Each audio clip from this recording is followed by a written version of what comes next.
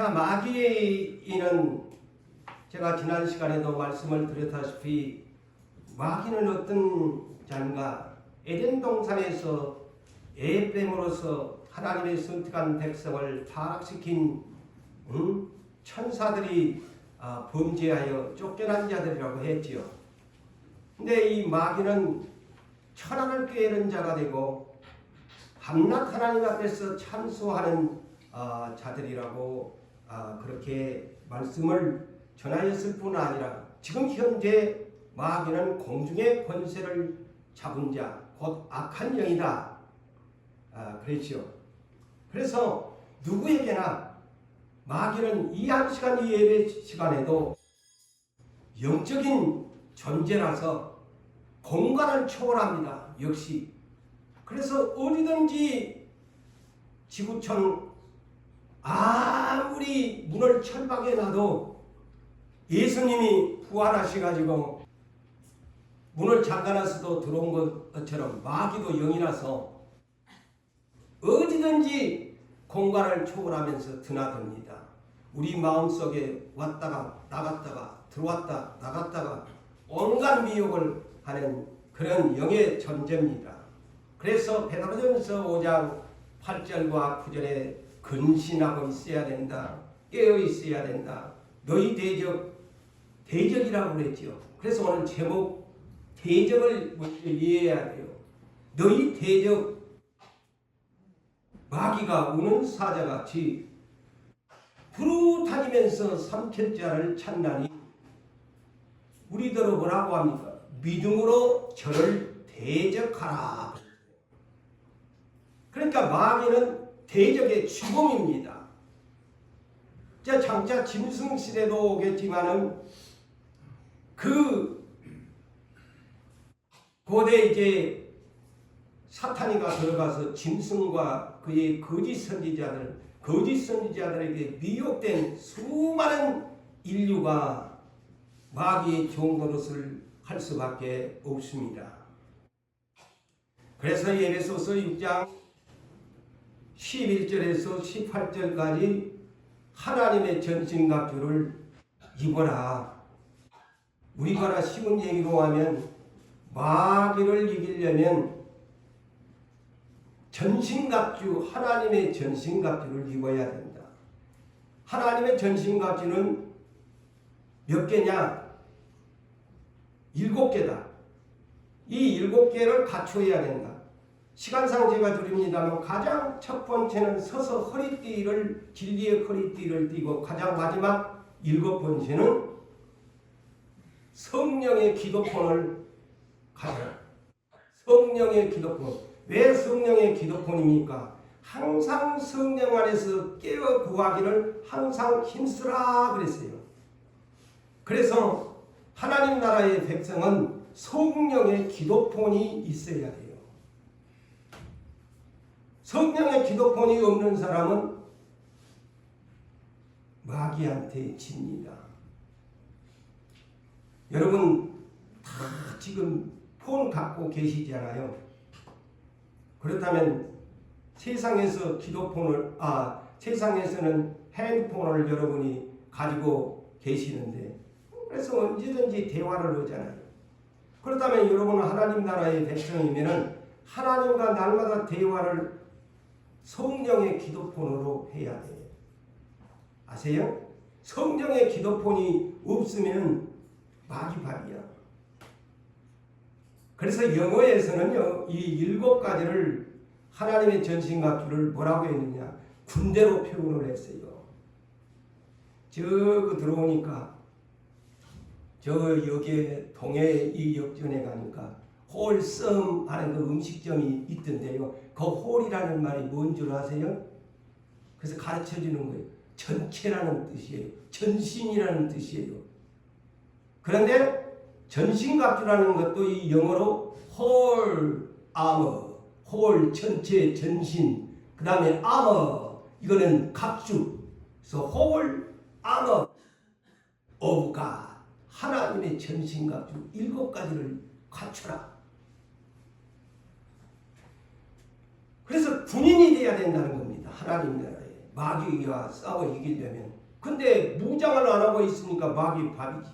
그래서 디모데후서 3장 3절에서 4절에도 예수의 좋은 군사는 고난을 함께 받는 자다 그랬어요. 근데 오늘 고난을 좋아하는 사람 없습니다. 그런데 예수의 좋은 병사는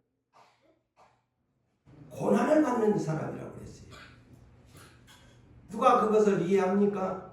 고난을 받으면 잘못 받다고 하는데 성경은 예수의 좋은 병사는 고난을 받는 사람이다. 그래서 병사로 예수 그리스도의 좋은 병사는 병사로 복무를 해야 된다. 병사로 복무하는 사람은 자기 생활에 얽매이는 자가 하나도 없다.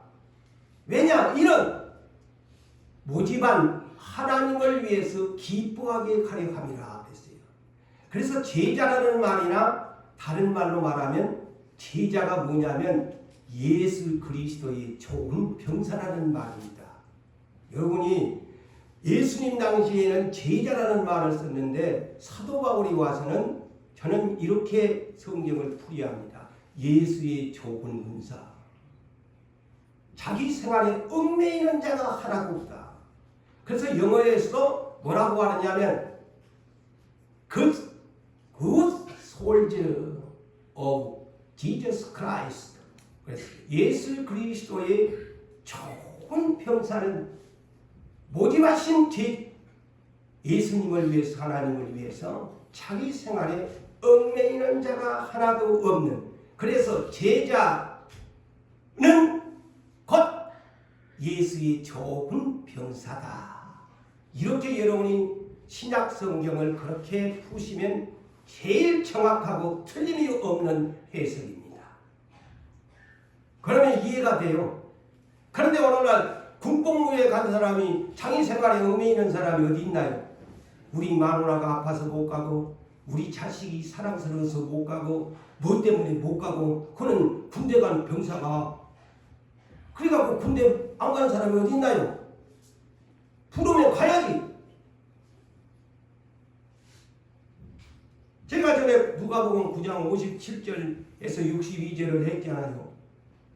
설교했잖아요. 몇 주 전에. 나를 따라라 하니까, 가자 하니까 제자 지망생, 이거 우리 아버지가 죽어갖고 못 가. 우리 가족들하고 아직 작별 인사도 안 했거든요. 예수님, 하나님 나라에 합당하지 않아. 내가 너를 모집을 했는데 나를 따르라고 했는데, 그게 뭐냐면 좋은 병사가 안 된다 이 말이에요.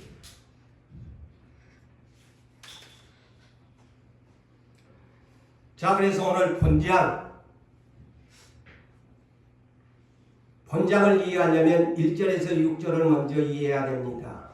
이미 제가 1절에서 3절의 말씀을 거쳐서 두 번의 마귀의 미혹이 없는 나라를 설명해 드린 바 있습니다만, 천년왕국은 마귀가 미혹이 없는 나라다. 왜? 마귀놈을 천사가 와서 쇠사슬에 완전히 묶어가지고 깊고 끝도 없는 무저갱에다가 옥에다가 잡아가 이어가지고 완전히 못 나오도록 임봉을 시켜버렸다. 봉인을 시켜버렸다. 그래서 여러분의 번역에는 무저갱인데 영어 번역은 바탐네스. 제가 그랬지요. 지난주에 영어 번역은 이 무저갱은 바탐네스라는 단어를 사용한다. 깊고 흑암이 깊은 끄떡도 없는 그런 이제 지옥인데 무저갱으로 그렇게 번역을 해놨습니다. 그럼 1000년 동안 이렇게 마귀를 결박해 놓고 1000년 동안 또한 첫째 부활에 참여하는 사람들에게 둘째 사망을 당하지 않은 이들에게 1000년 동안 그 행위대로 예수를 얼마나 사랑했는가를 그에 대한 보상을 해주는 나라가 천년왕국 곧 새 하늘과 새 땅이다. 이렇게 제가 소개한 바 있습니다. 그런데 오늘 본문 7절과 8절을 봅시다. 자, 이어서 천년 후입니다. 천년 후에 대한 천년왕국이 끝나는 천년 후에 천년이 차례 그랬지요. 천년이 차례. 사탄이 그 옥에서 무적행 영어로 바탐네스에서 놓여서 나온다 그랬어요. 또 풀어줘 하나님이. 아이고 저 아리송하지요, 그죠? 뭐라고 풀어줄까? 근데 그 이유가 있어. 풀어주는 이유가 있어. 이제 들어보면 알아. 땅의 사방 백성 곧 곡과 마곡을 미혹하고 모아서 싸움을 붙이리니 그 수가 바다의 모래와 같으리라. 이 해석이 잘못 보면 산으로 가고 바다로 가고 강으로 갑니다. 오늘날 이제 교단마다도 여러 개 목사님들마저도 여러 가지로 해석을 하면 저는 이렇게 7절과 8절을 풉니다. 구체적으로 천년이 참에 곧 천년왕국이 끝난 때를 말해줍니다. 그래서 무한적인 천년왕국이 아닙니다. 마귀를 가다놓고 천년의 보상을 한 후에 사탄이 옥에서 놓여 나와서 오늘 본문에 그러죠. 그런데 이미 3절에 이렇게 예고를 했지요. 먼저 3절을 보세요. 천년이 차도록 다시는 만국을 미혹하지 못하게 하였은즉 그 후에는 곧 천년 후에는 반드시 잠깐 놓이리라. 3절에 이미 이에 대한 7, 8절에 대한 말씀을 미리 소스를 줘놨어. 잠깐, 반드시 잠깐 옥에서 풀어준다. 잠시 석방을 해주는 거예요. 예? 잠시 석방. 이게 뭐냐? 오늘날로 세상적인 말로 말하면 아직 재판을 받아야 할 사람이 가석방이라는 것이 있는 것처럼 가석방을 시켜준 거야. 잠시. 그러면 죄가 드러나면 다시 이제 끌어들이려고 하나님이 잠시 미혹의 영이라서 또 이거 미혹인가 안 한가 보려고 가석방을 시켜준 거야. 응? 그런데 자, 땅의 사방 백성 8절에 이렇게 써 있습니다. 자, 이 말씀이 난제지요. 땅이라는 단어만 보면은 이런 생각을 할 수 있습니다. 문자적인 해석, 땅의 사방 그렇다면 천년왕국을 하는데 첫째 부활에 참여한 사람들만 하늘로 올려놓고 천년 동안 보상을 하고 나머지 사람들은 땅에 그대로 두었다는 문자적인 해석이 잘못 이 성경을 계시록을 풀면 그렇게 해석이 돼버립니다. 맞아요, 안 맞아요? 땅의 사방 백성이 아직도 남아있네. 그렇게 추측을 할 수 있습니다. 그러나 그렇게 성경을 보면 이것이 이제 잘못하면 성경에 오해가 생깁니다. 땅에가 그때까지도 그러면 땅에 사방 백성이 아직 남아있네. 그렇다면 성경은 그래서 한 군데만 보면은 안 된다. 제가 수차례 말을 하죠. 공간복음조차도 여러 군데를 맞춰봐야 됩니다. 공간복음도. 또 이 마태가 쓴 공간복음, 마가가 쓰는 공간복음, 또한 누가가 쓴 공간복음, 이 세 군데는 거의 비슷한 내용이고 그 다음에 이제 복음서지만 또 요한복음이 있는데 이 네 군데를 거의 맞춰봐야 됩니다. 그래야 오해가 안 되는데 한 문장만 가지고 그냥 성경을 풀어보니까 문제가 생기는 거예요.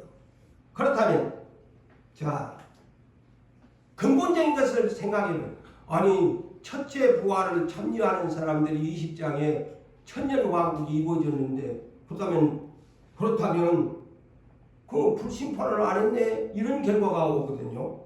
땅에 사람들이 남았다고 생각하면 어디에?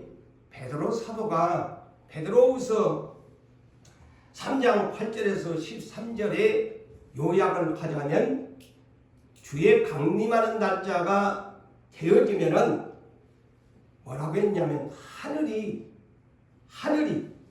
불에 타서 녹아지고 근데 어떻게 땅바닥에가 사람이 살겠어? 근데 이 환절만 보면 땅에 사방 백성이 남았다는 거 아니까 이것만 갖고는 아직 심판을 아는 사람들이 있네. 부활만 하는 사람들만 저 하늘 올려놓고 땅에는 그냥 떨어진 사람들이 그대로 살고 있네. 이렇게 해석이 돼버린다 이 말이죠.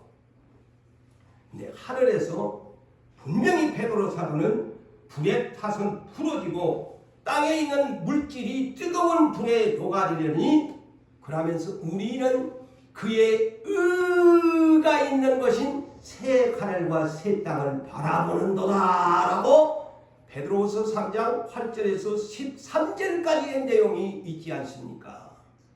새 하늘과 새 땅을 바라본다는 말은 첫째 부활에 참여하게 된다는 이 말과 똑같습니다. 그리고 계시록 21장 1절 이하에 이렇게 기록되어 있습니다. 새 하늘과 새 땅을 보니 처음 것들이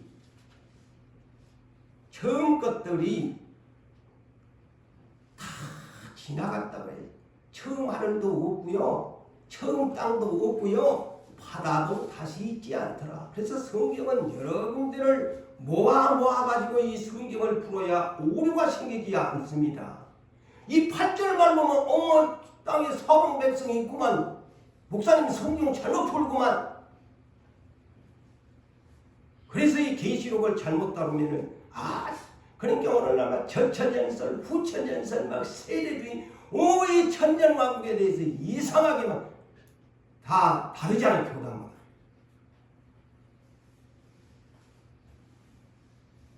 그래서 다시 8절을 봅시다. 땅의 사방 백성 곧 누구냐 이 사람들이 곡과 마곡을 미혹하고 모아 싸움을 붙이리니 그 수가 바다의 모래처럼 헤아릴 수 없는 수많은 사람들이에요. 이 문자적으로 보면. 그래서 문자적 해석을 하면 오류가 되고 이거는 상징적인 해석으로 해야 됩니다. 상징적, 영적으로. 이 땅 사방 백성은 뭐냐? 땅에서 살았던 사람들인데 구원을 받지 못한 영혼들을 가리킵니다. 그래야 이 난제가 없습니다. 땅에 살았던 사람들인데 구원을 받지 못한, 그래서 상징적 영적으로 이 문제를 풀어야 전혀 문제가 없다라는 것을 여러분들이 먼저 이해를 하셔야 됩니다. 그렇다면 여기에 곡과 땅의 사방 백성, 그래서 땅에 구원을 받지 못한, 땅에서 살았던 사람들이 구원을 받지 못한 유황의 불못에 떨어져 버렸던 영혼들이라고 제가 그렇게 해석을 한다고 그랬지요, 저는. 그런데 이 사람들이 누구냐? 구체적으로 곡과 마곡을 미혹하고 그랬어요. 곡과 마곡을 미혹하고. 자, 성경에 보면 곡과 마곡이라는 것을 예언한 한 선지자가 있습니다. 그런데 요한 사도가 이 계시록에서 이것을 언급하고 있다는 놀라운 사실, 그래서 성경은 짝이 있다. 이사야 34장 16절에 성경에 짝이 없는 것이 하나도 없다.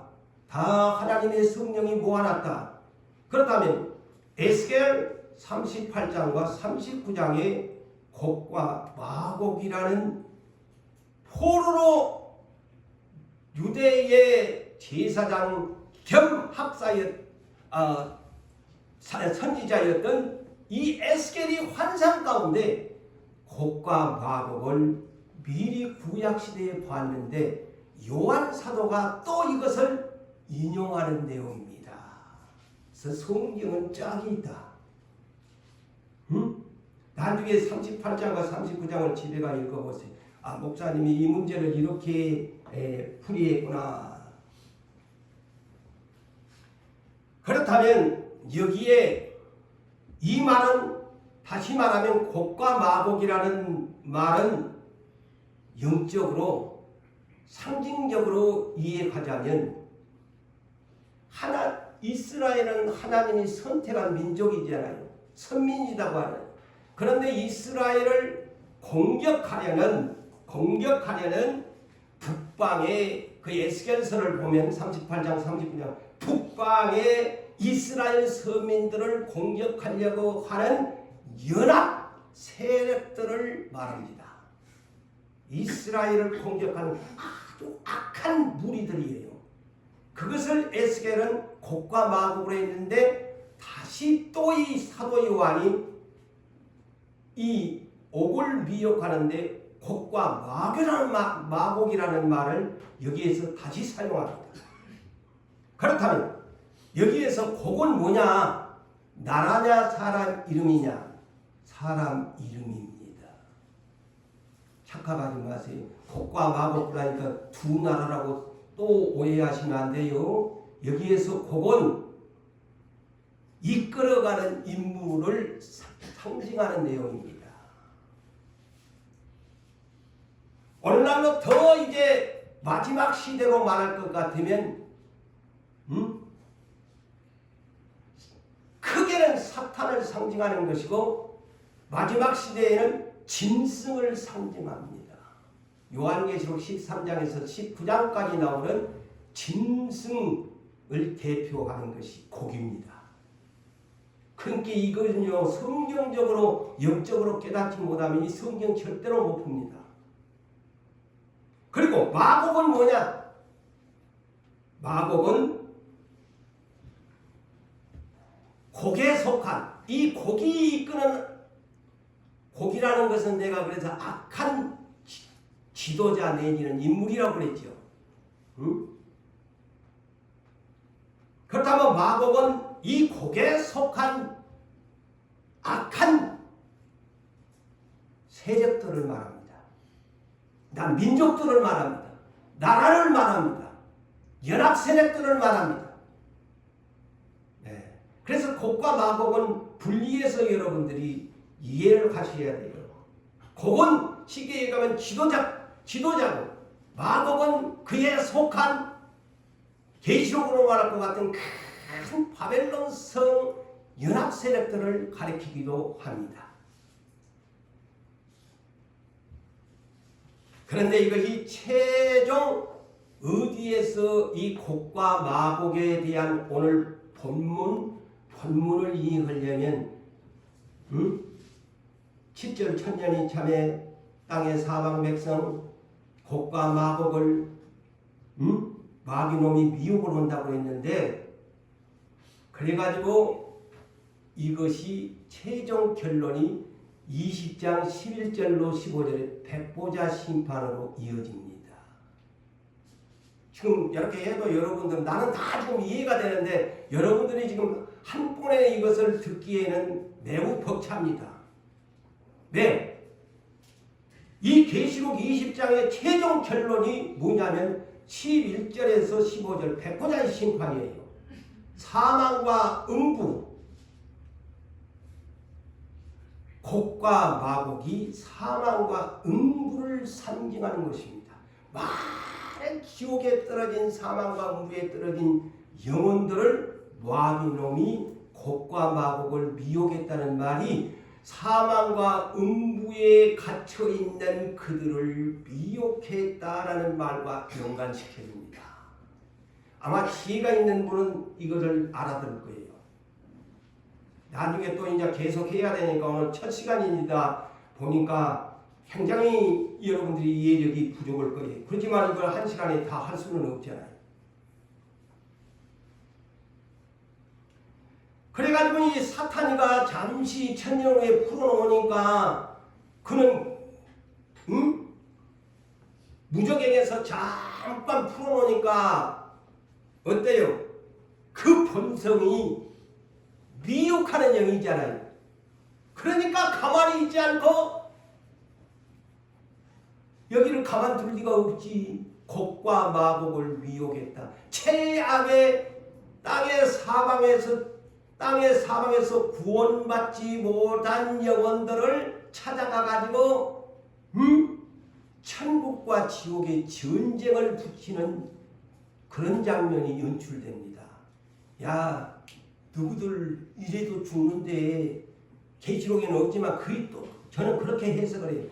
누구들 이래도 죽을 텐데 우리 결사항전하자. 내 말 듣고 우리 이렇게 있으면 안 된다. 누구 다 나 마귀도 나 죽을 때가 유황 불못에 들어갈 끼고 누구도 이제 결국에 누구도 사방과 음부에 있지만은 가만 안 둔다.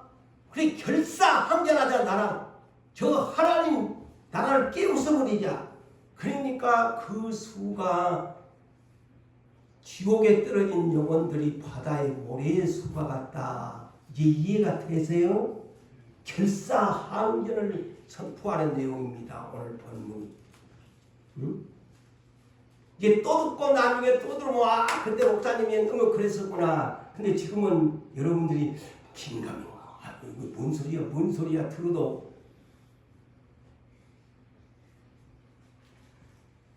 그래서 하나님이 이제 최종 이들의 하는 행위를 보고 백보자의 심판으로 둘째 사망에 떨어지는 심판의 부활로 저들을 영원히 멸망시켜버립니다. 이 사건으로 인해서. 오늘 본문이요. 이 사건이요. 마귀가 잠시 나와가지고 곡과 마곡을 미혹했다. 이 말은 곧 무엇이냐? 지옥에 떨어진 모든 영혼들을 그냥 싸그리 그냥 미혹을 해가지고 야 우리 하나님하고 대적하자. 아니 이대로 있을 수 없으면 니나 나나 다 죽을 판인데 막 죽기 아니면 세상으로 까무러치기다 하고 결사항전하는 장면이야. 그래서 이제 하나님이 이것은 다 잡아다 놓고 그냥 하늘에서 불이 떨어져가지고 이제 둘째 사망의 판결을 내려버립니다. 그게 이 계시록의 시나리오의 마지막 하나님의 히든 카드입니다. 전멸해버립니다. 그래서 오늘 9절과 10절을 보세요. 그 결과입니다. 자, 그 짓거리를 한 결사항전하는 마귀가 끌고 오는 그 세력들을 하나님이 어때요? 바다의 모래의 수와 같았는데 지면에 널리 퍼져. 또 지면이다니까 또 저 땅에 퍼졌는가? 그게 아니다고 그랬지 않아요? 이거는 상징적으로 표현한 것이다. 땅에서 구원받지 못한 것들이 이제 이 지경이 되는 거야. 지면에 널리 퍼져. 그 뒤가 그러니까 중요하지 않아요. 지면에 널리 퍼져 그러는 거. 오늘 우리야 성도들의 진과 그랬잖아요. 성도들의 진이 어딜까요? 천년왕 새 하늘과 새 땅입니다. 그 다음에 사랑하시는 성을 두루매 여기는 새 예루살렘 성을 그렇게 상징적으로 묘사한 겁니다. 이게 이해가 되세요? 이놈들이 천년왕국 새 하늘과 새 땅을 그냥 배가 아파가지고 야 우리 이대로 있을 수 없다. 마귀놈이 싹 갖다가 끌고 와가지고 싸움을 붙이는 거예요. 이게 천국과 지옥의 전쟁같이 이렇게 만들어버립니다. 그러니까 하늘에서 불이 내려와 그들을 태워버리고 또 그들을 미혹하는 이제 드디어 마귀가 어디에 간다고요? 지금은 마귀가 불구덩이 없습니다. 불구덩이 없습니다. 이것으로 이제 미혹의 괴수 마귀와 모든 세력을 불구덩이다가 넣는 최종 멸망을 시킵니다. 하나님 이 시나리오가. 그러니까 하늘에서 불이 내려와서 이 하늘에서 불이 내려온다니까 무슨 세상 종말이가 아니야. 여기에서는 그런 세상 종말이 아니야. 마귀의 종말을 지금 뜻하는 거야. 마귀에게 종말이 찾아왔는데 하늘에서 불이 내려와, 하나님의 불이 내려와 가지고 그들을 태워버리고 또 그들을 미혹하는 마귀가 괴수와 불과 유황의 못에 던져지고 거기는 그의 가장 마지막 시대의 못된 놈들 짐승과 거짓 선지자도 있어 세세토록 밤낮 괴로움을 받으리라. 최종 멸망을 하나님의 시나리오입니다. 자, 마귀가 성경에서 크게 닉네임이 큰용 앳된 마귀 사탄이라고 했지요. 그런데 이 천사들이 범죄한 것들인데 이 마귀놈과 그 따르는 무리가, 자 근데 베드로후서 2장 4절에는 구덩이에다가 던져 넣어가지고 지옥을 지키게 했다. 이렇게 기록이 되어 있지요. 응? 그것들은 불구덩이 없어. 무적행이 불도 없는 데다가 줄을 여놨다가 이제 들어갔다 나왔다가 이제 천년 왕국이 되기 전까지는 공중권세를 잡고 이 세상에가 지금 머물러 있잖아요. 지옥. 그리고 유다서 1장 6절에도 마찬가지잖아요. 흑암에 가두셨다. 내쫓겼다는 거예요. 그런데 이제 이 사건으로 인하여, 그러니까 제가 요 앞전에도 설명했잖아요. 세상에서도 교도 유치장에서 그 다음에는 구치소로 가고 구치소에서 어디로? 판사 판결 받으면 교도소로 가는 것처럼 이 마귀놈들이 가는 것도 달라요. 응? 영어 번역도 다르잖아요.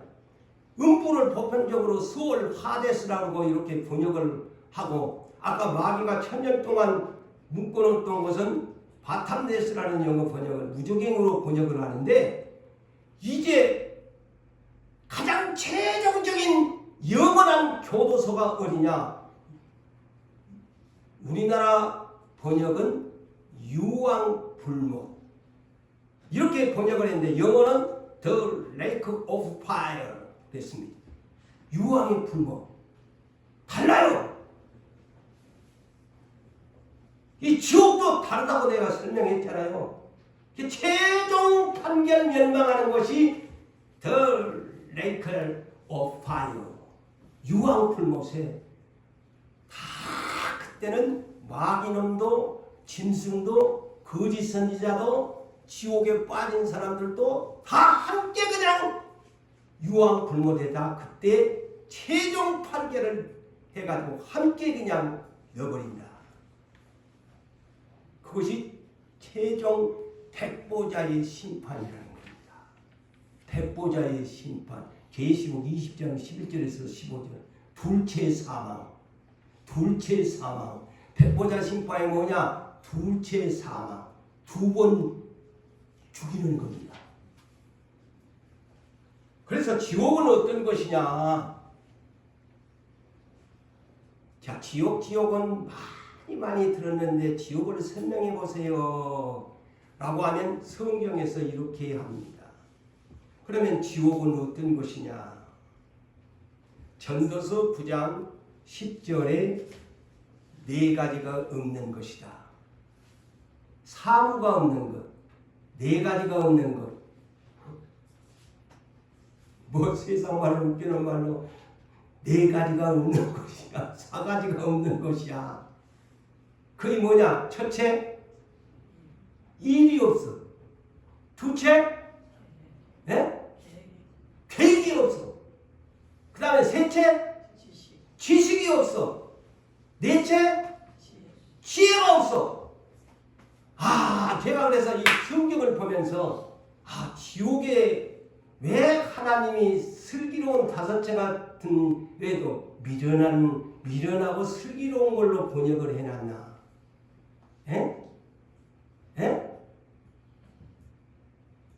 미련한 사람들만 가는 곳이야. 자, 지혜도 없고 지식이 없다고 그러니까 멍청한 사람들만 이 지옥에 가서 살아야지. 내가 이 설교 준비를 하면서요. 하나님이 그래서 지혜 있는 자는 깨달을지어다. 왜 지혜를 구해라고 했나? 지옥에 간 사람은 하나같이 멍청한 사람들만 가는 거야. 이 성경을 딱 쉽게 잘라서 얘기하면 일도 오지, 계획도 오지, 지식도 오지, 지혜도 오지. 멍청군사들만 구원해서 살려줘 소리만 하는 것이야. 그래서 너희는 어리석은 자가 되지 말고 지혜 있는 자가 하여 세월을 낚여라. 때가 크다. 미련한 자지 말고 슬기로운 등불등자 되라. 왜 이런 소리를 했나? 지옥은 미련한 놈들만 가는 것이야. 어리석은 자들만 가는 것이야. 그러니까 일도 없고 계획도 없고 지혜도 없고 지식도 없는 것이야. 충격적이잖아요. 어리석은 자들만 가는 것이야. 그리고 지옥은 어떤 것이냐? 마가복음 9장 47절에서 49절 구더기 한 마리도 안 죽는 것이다 예수님 그랬어. 지옥을 만드신 지옥의 열쇠를 가지신 분이 말씀하시기를 구더기도 안 죽는 것이다. 죽을 수가 없는 것이야. 지옥에 간 게 알고 그냥 눈 감고 그냥 잊어버리고 아무리 그냥 뜨겁고 지져 뱉긴다고 해도 아니 여기는 그런 것이 아닌데 구덩이 한 마리도 안 죽고 죽고 싶어도 죽을 수가 없어. 자살하고 싶어도 세상에서는 자살을 하면은 나 끝난 줄 아는데 그거는 자살이라는 것 자체도 없는 구덩이 한 마리도 죽을 수 없는 것이고 그런데 어떻게 이 주님이 이 지옥에 떨어진 사람을 하느냐? 응? 끔찍한 거야. 참 그런데 이것을 저도 설교를 오지만 이거 피부에 못 느끼니까 그냥 제멋대로 살자. 불러서 소금을 치듯 하는 것이다. 어머나 여자분들 프라이팬에다가 고기 얹어놓고 불에다가 지글지글 피부터놨다 훌떡훌떡 해보죠. 미꾸라지 소금 치면은 한장하고 그냥 막 360도로 펴져나잖아요. 이 지옥이 그런 것이다. 소금은 불로 소금 치듯 하는 것이다. 예수님. 그러니 미쳐 날뛴다는 것이죠. 미쳐 그냥 뜨거워서 날뛰는 것이다. 그런데도 이거이 기가 안 들어온다는 것이죠. 복음을 전해줘도. 예수 믿고 천국 갑시다. 지옥에 가지 맙시다. 니나 가지 말아야지.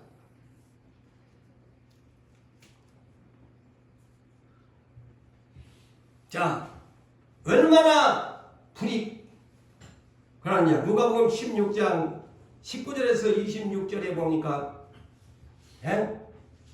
부자는 이름도 없어. 왜? 생명책에서 지옥을 했으니까 예수님이 소개를 안 하지. 이름을 안 불러줘. 한 부자가 있어. 이러는데 이 양반 이름도 안 불러줘. 예수. 왜? 너는 생명책에서 죄를 했으니까 지옥에 간 놈이라서 내가 네 이름 알까봐 뭐야? 그 얘기입니다. 나는 그렇게 성경을 봅니다. 그런데 거지 나사로라고 이름을 불러주네. 그거는 뭐냐? 너는 내 생명책에 있으니까 네가 세상에서는 거지로 살았지만 나는 너의 이름 나사로를 알아야. 그래서 이렇게 성경을 지혜롭게 기록한 겁니다. 여러분 성경을 그냥 읽지 마세요. 다 그 의미가 있는 거예요. 그런데 생명책에서 지워버린 이 양반이 지옥에 떨어지니까 날마다 하는 일이 일도 없고 계획도 없고 지혜도 없고 지식도 없는 이번에서 멍청한 사람들만 가는 나간다. 아니 그냥 혀가 그냥 미쳐버리게 그냥 하니까 아이고 내 혀에다가 그냥 물 한 방울 좀 찍어줬으면 안 되겠소. 저는 이런 생각을 했어요. 설교 준비하면서. 세상에 있을 때 기도 잘해라. 세상에 있을 때 기도 잘해라. 그곳에 지옥에 가서 기도해봤자 물 한 방울 달라고 기도해봤자 안 들어주는 것이야. 그런 생각이 오더라고. 땅에 있을 때 기도 많이 해라. 하나님이 들어주니까 지옥에 가봐야 물 한 방울 달라고 해도 거절당하는 뭐라고 해 26절에 뒤하고 위하고 사이는 오고 갈 수 없는 왕래할 수 없는 곳이야. 네 기도 들어줄 수 없는 곳이야 라는 것입니다. 얼마나 끔찍한 것이에요. 오고 갈 수 없다고 하잖아요. 거기서 실컷 날마다 기도해봐야 지옥에 가서 기도해봐야 물 한 모금 주세요. 물 한 모금 주세요. 차라리 살아생전에 땅에 있을 때 물 한 모금 주세요. 물 한 모금 주면 예수님이 물 한 모금 줬을 건데 예수님 의지도 않고 기도도 안 하고 지옥에 가고 그때 가고 있을 때 잘해야 되는데 그곳에 가서 지옥에 가서 기도해봤자 뭔 소용이요? 아무 소용없네. 내가 그런 생각이 오더라니까. 여기는 고난의 연기가요 심이 없는 곳이래요. 계시록 14장 10절에서 11절을 보니까요 천사들 앞과 거룩한 천사들 앞과 어린 양 예수 그리스도 앞에서 불과 유황으로 고난을 받으리니 불과 유황의 그거 이 둘째 사망의 판결을 받는다고 하죠. 마귀놈 거짓 짐승 다 그렇게 받아요. 고난의 연기가 세세토록 올라가리로다. 자, 그래서 제가 이 문장을 보면서 어디를 생각했느냐? 화라산을 생각해 봤어요. 화산이 폭발하면 화라산이 그런 연기가 막 유황을 막 푹푹푹 유황을 막 흘러내리고 막 한데 여기에다가 그렇게 묘사를 해요. 고난의 연기가 세세토록 올라가리라.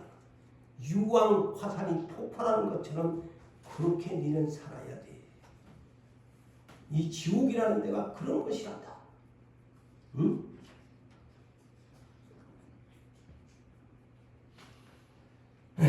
그러면서 밤낮 여기는 쉼도 없어. 밤낮 오늘 본문도 보세요. 본문도 마귀놈도 짐승도 거짓 선지자도 이곳에 떨어지는데 밤낮 10절에 밤낮이야. 고난을 안 쉬어줘. 야, 네 불구덩이에서 좀 이렇게 좀 쉬었다가 불 좀 꺼줄게 하면 좋을 텐데 아이 그것이 아니야. 절대 안 꺼줘 불을. 그러니 세상 말로 이거 뭐 어떻게 표현을 하자면 세상 그냥 후회한들 무슨 소용이야. 불 좀 꺼줬으면 좀 좋겠는데 불을 안 꺼준다 그러잖아요. 자, 이제 우리가 마지막 시대가 지금 짐승 시대가 최종 인류의 마지막 시대 예수님이 재림의 카운트다운이 되면 마지막 짐승 시대 3년 반 42달 1260일 이 날이 옵니다. 거의 인류에게 가르쳐주는 최종의 헌데도 거의 마음대로 안 된대요. 계시록을 보면요. 이기지 못한 사람은 다 짐승의 표를 받게 된다. 짐승의 표를 받게. 이거는 계시록 19장 19절에서 21절에 있는 말씀을 보면은 그때 이제 주님이 오게 되어지면은 주님이 될 백마 부대를 이끌고 미가엘 천사장을 데리고 이곳에 와서 누구를 가장 먼저 잡나? 짐승을 이 마지막 시대의 괴수 짐승을 먼저 잡는데요. 짐승 누가 참 그것도 궁금하지 않습니까? 이 인류 가운데 진짜 세상 말로 악한 놈이니까 내가 어떤 놈이라고 해도 막 이해를 하시. 그 어떤 놈이 가장 불행한 사람 아니에요. 사람이 태어나서 짐승이 된다는 것. 참 어떤 놈이 이 만국에서 사탄의 앞제비 노릇을 하려는지 궁금하지 않습니까? 그런데 예수님이 백마부대를 이끌고 올 때면 가장 먼저 잡는 것이 누구냐? 짐승을 잡고, 두 번째는 짐승 밑에서 일하는 거짓 선지자를 두 번째로 잡는다고 했어요. 왜? 이들은 모든 사람들을 미혹하는 자이기 때문에. 미혹하는 자이기 때문에. 그런데 제가 이 짐승과 나중에 이제 계시록 13장이나 이제 그때부터 계속 짐승 시대에 대한 것을 풀 때가 오겠습니다만은, 짐승과 거짓 선지자를 제가 기도 가운데 떠오르는 것이 뭐냐면, 오늘날 짐승은 소위 좋게 얘기하면 정치권의 왕권을 가진 자입니다. 그렇죠? 사람이니까. 정치자입니다. 권세를 가진 자입니다. 그러면 거짓 선지자는 뭐냐? 여우 밑에서 아부하고 아첨하면서 비유 맞추면서 미혹하는 자입니다. 그러면 오늘날도 우리가 소위 한국에서도 보면 뭐 경제에 온 사람들이 정경유착을 했니, 또 목사들도 정치에 목사들이 있니 없니, 그런 얘기들을 많이 합니다. 바로 이 거짓 선지자가 정정 유착을 하는 사람입니다. 마지막 시대에 정정 유착을 하는 사람, 가장 불행한 사람이죠. 짐승은 뭐 그거는 놔놓고라도. 자, 옛날에 이스라엘 시대 때에도요, 선한 왕 밑에 많은 선지자들이 다윗왕 같은 사람들한테 이 말하자면 유착을 시키면서 이렇게 선하게 이끌어가는 반면에 아방 같은 왕이 있었잖아요. 아방 시대에 거짓 선지자가 400명이 있었어요. 그런데 전부 아부하고 아첨하고 아합한테 미혹의 영을 받아가지고 거짓 예언을 해주잖아요. 그런데 딱 한 사람, 미가야 선지자만 400대 1 가운데 한 사람밖에 없었어요. 그 시대에. 이게 진짜적인 선지자는 하나밖에 없는 거야. 그 시대에 알려줬잖아요. 그런데 이 마지막 시대에도 이제 저는 세 가지로 봐요. 이 짐승과 거짓 선지자. 짐승은 최악의 폭군이겠죠. 폭군으로서 이제 왕권을 가져서 온 세계를 그냥 막 쥐었다 놨다고 하는 그런 짐승 같은 존재가 나오면, 또 그 밑에 그래서 이제 이 거짓 선지자가 이 짐승 밑에 있는 거짓 선지자가 누구냐, 어떤 자들일까?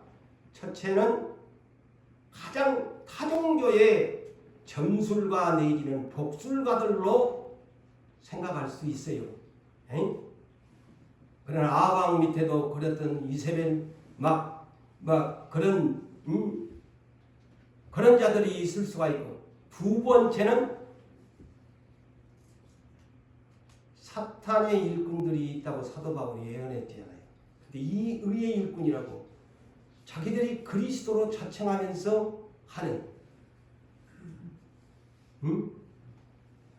목사들이면서도 주의 종들이면서도 정치계에 아부하면서 붙어가지고 출세하려고 명예 얻으려고 이런 사람들이 될 것이냐, 타종교의 점술가나 복술가들이 될 것인가. 그때 이제 되와야 이 거짓 선지자는 그리스도를 가장한 그런 자가 될 것이냐, 아니면 타종교의 점술가나 복술가가 분명히 나온다 이거죠. 이 거짓 선지자 중에는. 그런데 짐승 시대는 한 가지 통일된 것이 뭐냐, 지가 신인 것처럼 하나님의 성전에 앉아서, 그런다고 그랬거든요. 하나님의 성전에 앉아서 종교를 통합시켜버리는 존재가 짐승입니다. 그러니까 모든 종교를 통합시켜버려요. 그래서 내가 신이다 하면서 이제 마귀놈이 들어가 놓으니까 내가 신이다. 그리고 막 우상도 만들어 이 경배해라. 그리하면 내가 먹을 것 줄게. 이런 시대가 온다 이 말이죠. 응? 이런 시대가 온다는 것이죠. 그래서 가장 예수 믿기 힘들어진 시대가 두 중인 시대에는 이제 짐승 시대 온데 교회들이여 정신을 바짝 차려라. 그래서 교회 청량 작업을 하는 것이 계시록 11장의 작업입니다. 교회 청량 작업이거든요. 성전에서 예배하는 자, 금 가을 때처럼 이렇게 청량하는 두 증인들. 이게 그거의 기회야. 오늘날 예수 믿는 사람들에게 정신 바짝 차리고 그 다음에는 이제 마지막 3년간이 짐승 시대가 오는데 이거는 종교를 다 통합시켜버리고 지가 하나님인 것처럼 하면서 나에게 경배하는 놈들은 다 죽이겠다. 짐승표 받아. 그러면 받으면 어하하하하 그래 너희들은 내 종이야. 밥 먹여줄게 한다 이 말이죠. 그러면 이제 그걸로 끝나는 거야.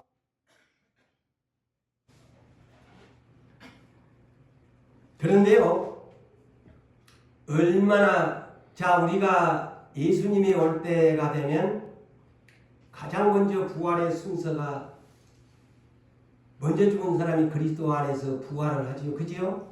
부활에도 순서가 있다고 그랬는데 근데 여기 성경을 내가 등이 보니까 이 장면이 제 눈은 나쁘지만 쏙 들어오더라고. 그래서 설교를 준비한 것 같아요.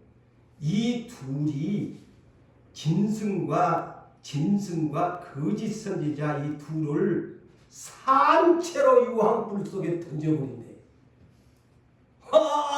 아무나 여기도 휴거가 있네. 둘째 부활에 참여하는 둘째 사망을 하려고 내리는 어이구 예수가 재림 올 때 예수 잘 믿는 사람은 그때까지 살아있는 사람은 산채로 된 것이 휴거가 아닙니까?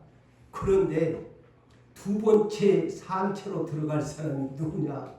나도 이제 더 재밌는 걸 발견한 거야. 산채로 안 죽여. 산채로 그냥 짐승놈하고 거짓 선지자 놈들하고 산채로 잡아다가 유황불 속에다가 넣은대요.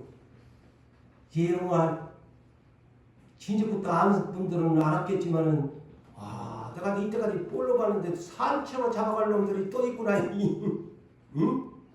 야, 산채로 잡아다가 불 속에다가 그냥 미꾸라지 치대기 그냥 아주 미쳐버리게 만드는 이 일이 바로 짐승놈하고 거짓 선지자를 산채로 유황 불문에다가 볶아본다는 것이지.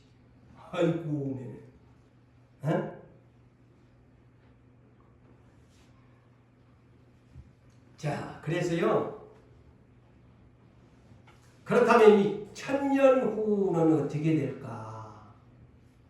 여러분, 그러면 1000년 왕국이 부상이 끝나버리고 1000년 후에 마귀놈들 잠시 미혹한 걸 싹 썰에다 받아가 유황 불문에다가 던져버리면 그 다음에는 어떻게 되는 거야? 아마 여러분이 질문할 거 아니요? 성경에는 딱 고린도전서 15장에가 유일하게 1000년 후에 될 일을 기록해 놨습니다. 저도 참 하나님이 이 눈은 나쁘지만 성경 원디를 다 이렇게 구석구석을 살피게 만들어주니까 제가 여러분들한테 설교를 하는 거예요. 고린도전서 15장 23절에서 26절에 심판주로 오시는 예수님의 시간표를 딱 정확하게 이곳에 기록해 놨습니다. 사도 바울을 통해 가지고. 자, 부활을 하는데 가장 먼저는 예수님이고 두 번째는 예수를 믿다가 죽은 사람들이 두 번째로 부활을 하고 휴거를 한다. 그 대단거전서 4장 13절 이하에 기록이 되어 있지요. 근데 여기에 그러면 이 단계까지는 우리가 아는데 그러면 그 후에는 어찌 되는 거요? 천년왕국에는 어떻게 되는 거요? 나와 있어요.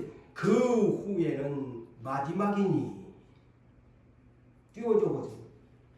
마지막이니 모든 능력과 모든 권세와 능력을 멸하시고 나라를 아버지께 바칠 때라 자, 여기에 유일하게 천년 왕국이 끝나면 예수님이 만왕의 왕권을 가지다가 천년 왕국 나라를 아버지 하나님께 다시 돌려드립니다. 여러분, 예? 돌려드려요. 그러면서 그때가 언제냐? 그가 모든 원수를 그 발 아래에 둘 때까지 반드시 왕으로 가리라.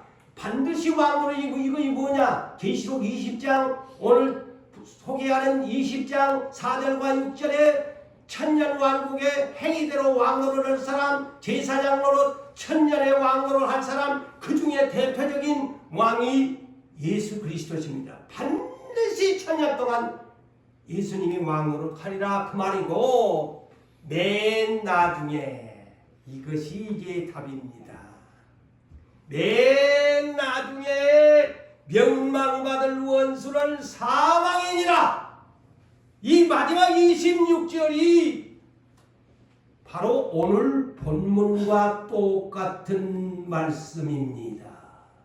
계시록을 푸는데 이것이 답안집니다. 그렇게 맨 나중에 이것이 뭐냐? 심판의 부활이에요. 생명의 부활이 아닌, 생명의 부활은 첫째 부활이지만 성경에는 둘째 부활이라는 말은 없이 둘째 사망이라는 말을 내지는 둘째 부활입니다. 그래서 맨 나중에 멸망받을 원수는 사망이니라. 오늘 본문을 해석하는데 조금 더 주저하지 않는 말씀입니다. 사망입니다. 이 사망이 뭐냐? 둘째 사망. 영원한 불못의 마귀와 거짓 선지자와 미혹된 모든 땅의 사망에 곡과 마복, 사망과 응무에 빠진 자들이 다 유황의 불못에 던짐을 받는 그날 다 백보자의 심판을 끝내놓고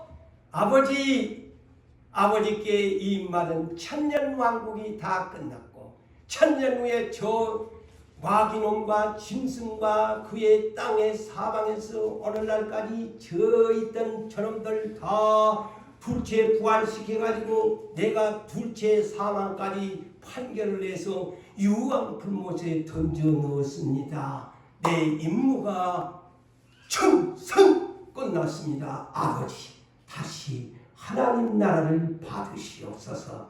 아멘. 아멘. 이제 이해가 되세요? 성경을 내가 맥락을 풀어주었습니다. 그래서 우리는 이 시대의 마지막 이 말씀을 가지고 온 세상에 때가 되었으니까 이것들을 다 알아야 이거 하지. 예수 믿고 천국 갑니다. 이렇게만 하면 안 돼. 신부 단장사는 이 성경 예언 계시록을 가지고 시대를 증언할 수 있어야 돼요. 사랑하는 성도 여러분들이여, 모두 다 시대를 준비하는 충성스러운 일꾼들 되시기를 주의 이름으로 축복합니다. 네.